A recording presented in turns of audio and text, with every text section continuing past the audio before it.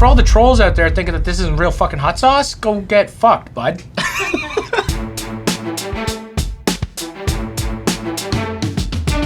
Hey, what's going on, everybody? For First We Feast, I'm Sean Evans, and you're watching Hot Ones, the show with hot questions and even hotter wings. And today I'm joined by Matty Matheson. He has a new show, Dead Set on Life. You can see it on Viceland. And for our Canadian viewers, there's a restaurant in Toronto called Parts and Labor. Parts and Labor. But come from the world.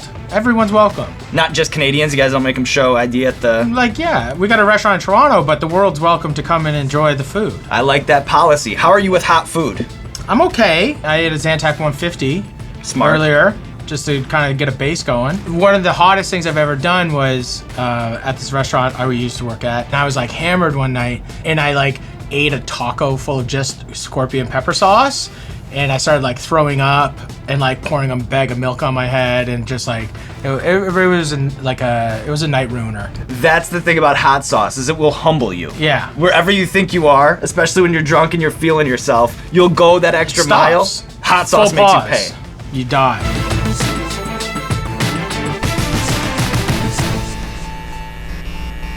This first one is sriracha. Sriracha's no big deal. Plus, you're a food guy, so you know what's up. Yeah, let's do it.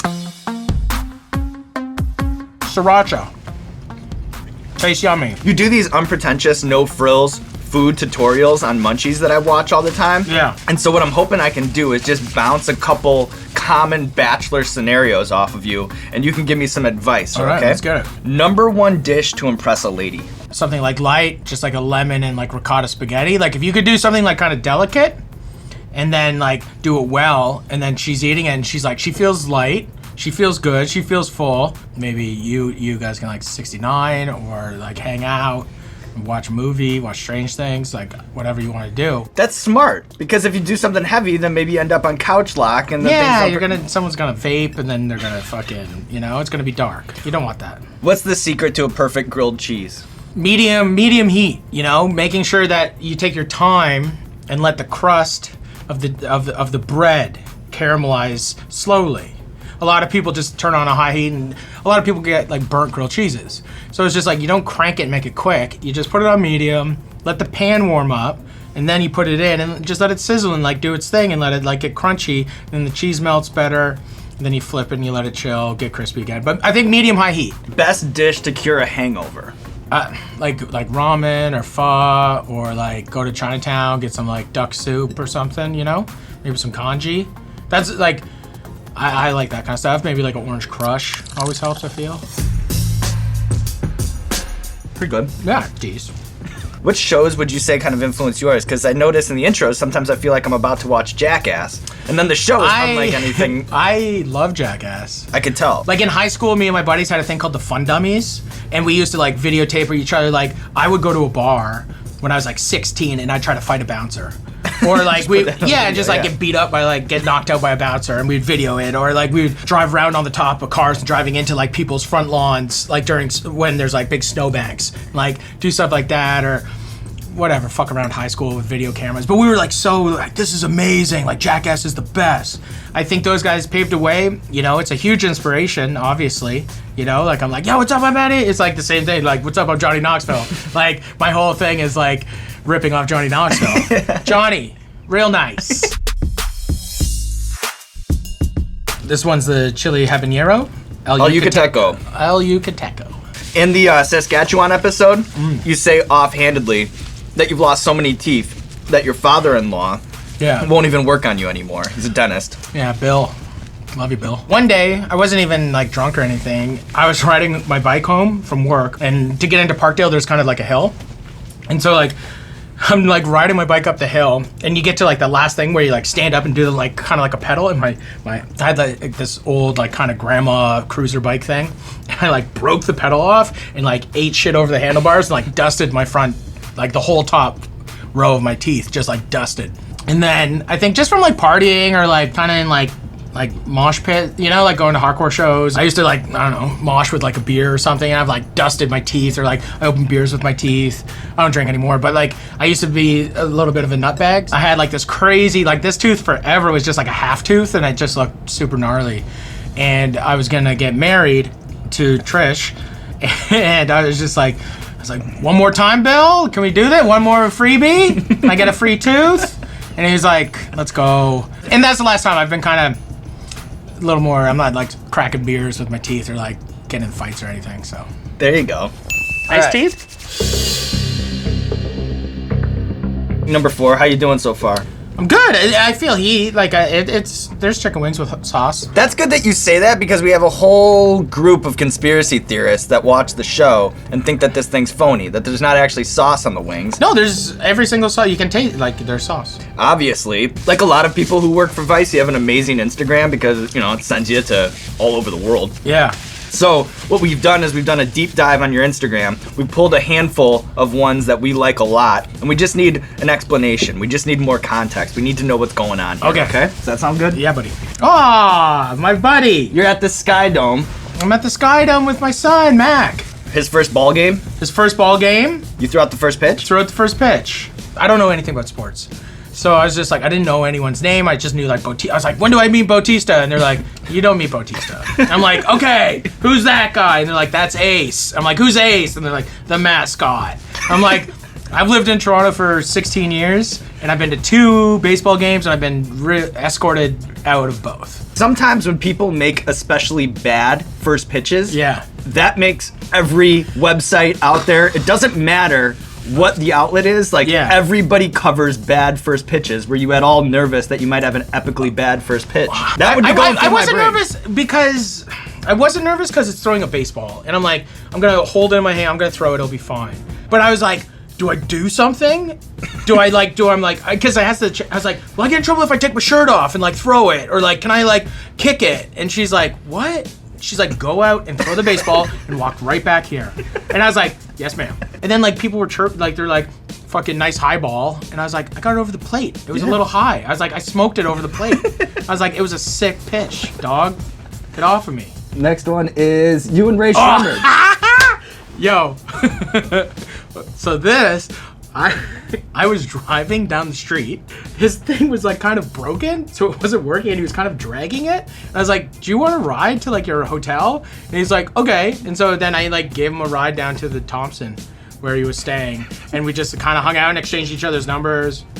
I got him a guy to get him some weed, and like we just like hung. I don't know, it was great. Like I have his number, and Jimmy, we've texted a few times and shit, but like super funny. Like I was like, yo, that's that fucking kid from the fucking thing. Is like the modern crisscross or some shit. How about this one? Dog sled, Nunavut. Kind of looks like Diderot-ish or something. What's Dude, going on it here? is the moon out there. So we shot an episode about food security up in Nunavut. These are huskies. Like whatever you're over here in North America, those aren't huskies. These are some real fucking goddamn huskies. They're running, and then they'll like get close to each other, and they're like and like fight each other, and like go, and then the guy who was with me, this big French dude, he was just like and like he jumps on and like grabs them and like separate this, like it was really intense. Like they are like, it looks like a dog fight. And I got one more. These pop up every once in a while. You're kind of a serial poster when it comes to this situation. It's the I'm the John naked selfie. I love, shitting's good. Yep. Healthy. Yep. Sharing that with other people, letting them know I'm regular, I'm doing okay. It's more just like a thumbs up. This one is the Hot Ones hot sauce. You're on a show called Hot Ones, so if you do the math there. This is your hot sauce? This is our hot sauce. And that's right in the middle. You're like, I don't want it to be too spicy, but I still want it to be flavorful. I want people to taste it. You're actually right on the same wavelength with me right now. It's That's a turning point sauce. We wanted something that has a little bit of heat, because Hot Ones fans, they want a little bit of heat. Right. But then it's also kind of sweet because we just want it to be a good sauce. But if it's not a good sauce, Maddie, you're a chef, let me know that it's not a good sauce. Like, I want your honest opinion. It's trash.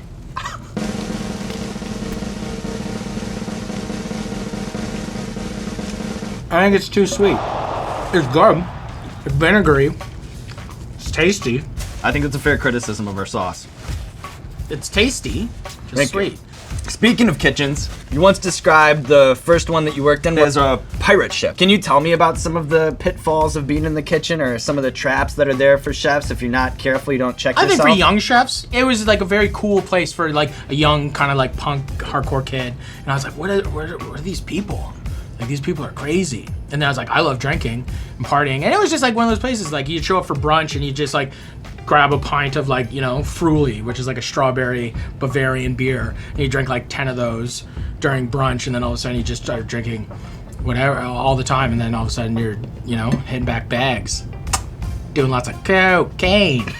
Right. The kitchen, it can be like kind of a Wolf of Wall Street kind of environment. Yeah, sometimes. man. Back in the day, like, you know, the chef was like this like rock star guy who was like drinking bottles and like fucking chicks and like all this thing, very like bro vibe. Right. And I think like that's really changing for the better. We're getting spicy now. Yeah, we are. It's real.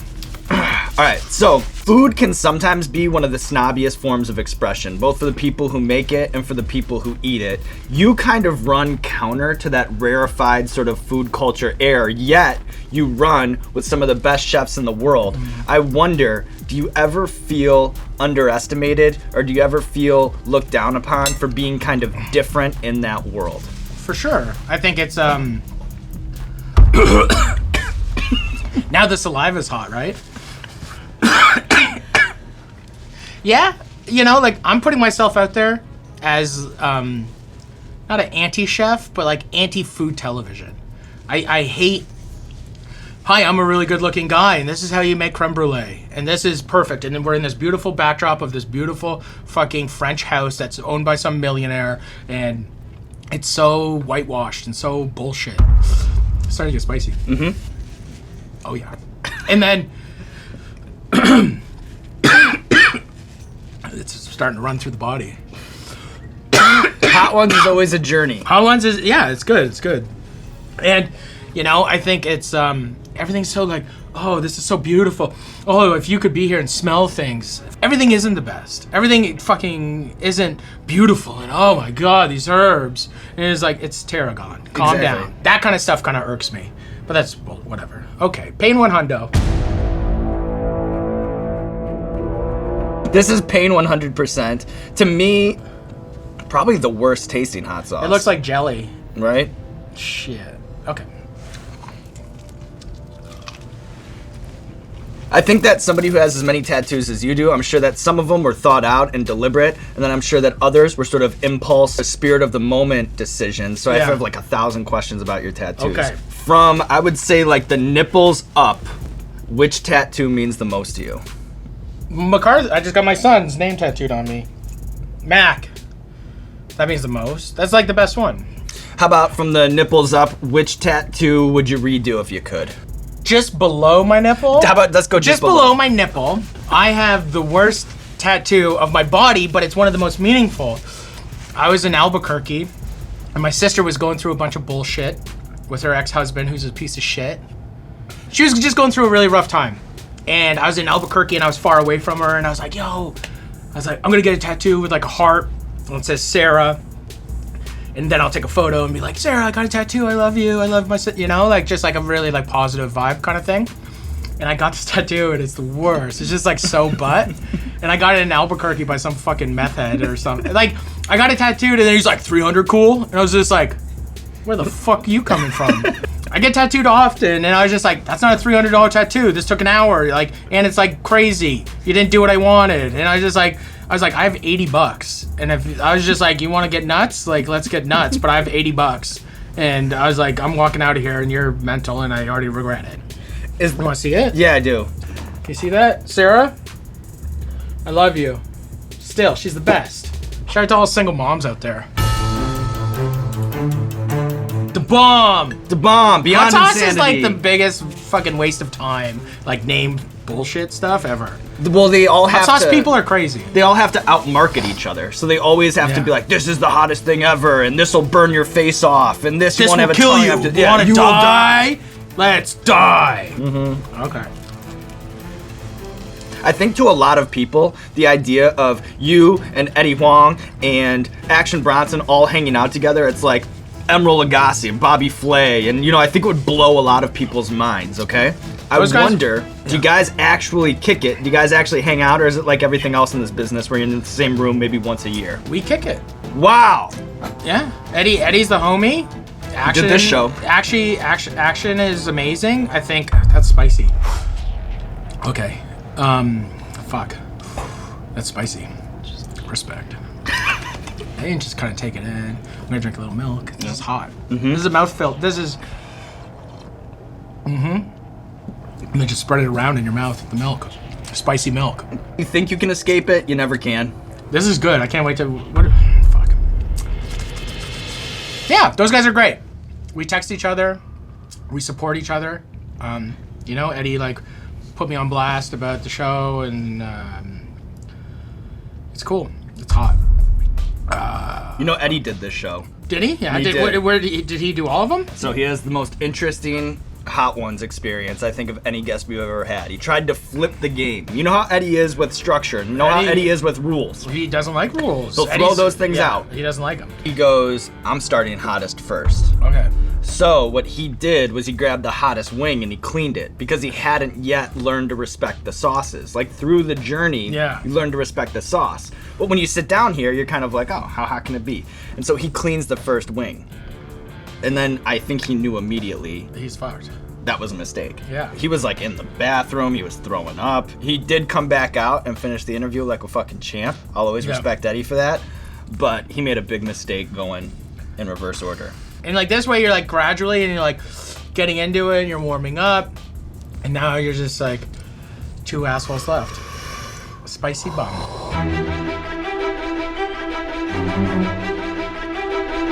I'm taking like smaller bites, but I feel like I should take bigger bites. And it tastes like metallic.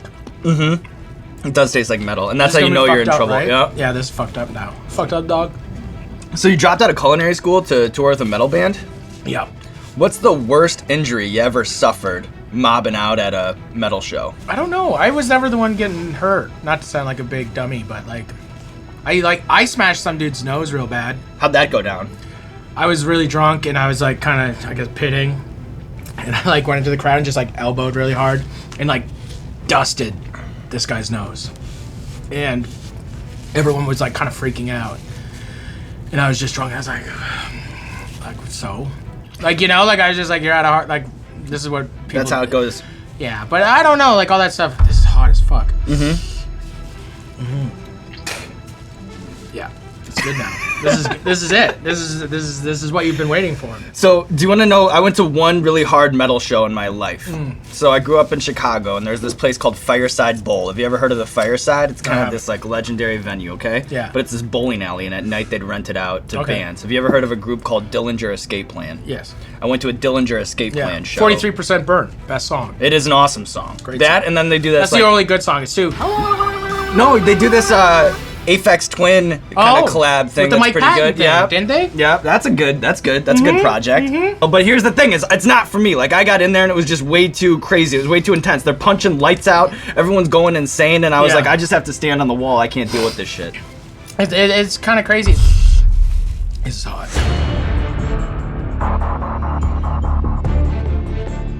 Blair's Mega Death Sauce with Liquid Rage. It is tradition around here to dab the last wing. So just get it, eh? So just get it. Just get it. Shake it up. You don't have to if you don't want to, but Maddie, you're fucking cruising. See, that's fucked up. That's a fucked up drop right there. So be careful. Don't do what I did. Okay. Maybe. Yeah, you probably have like technique. Well, no, just maybe like a touching. Whoa, oh, okay. Like a lid touching. Okay, be careful. I don't want that because Coolio did that and he just doused the wing and then. It's fair. See, there's enough on here. This is.